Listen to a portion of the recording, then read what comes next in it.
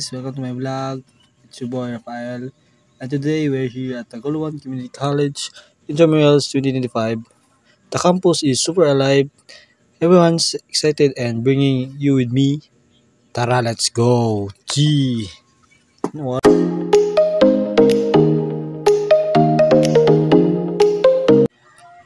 Kakatapos lang ng opening parade, and ang grabe, ang solid ng school spirit.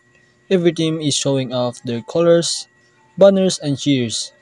This year's TC Intramurals 2025 is looking bigger and larger than ever.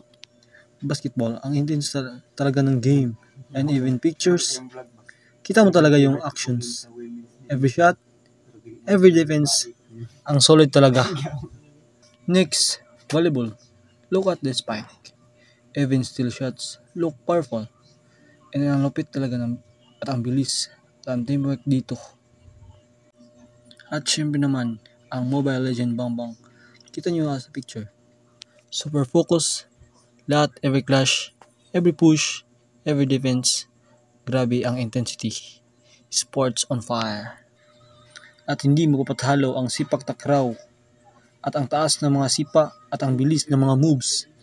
Kahit sa picture lang, ramdam mo yung explosiveness.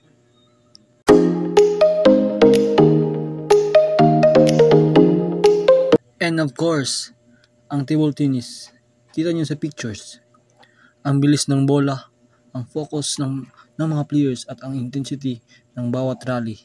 Small table, big action.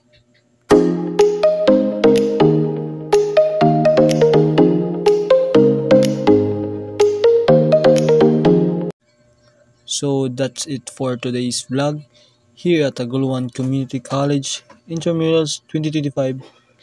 Thank you for joining me. Don't forget to like, comment, and subscribe for more videos. This is your boy Rafael, and remember, play hard, stay humble, and keep the TC spirit alive. See you in the next vlog. Bye-bye!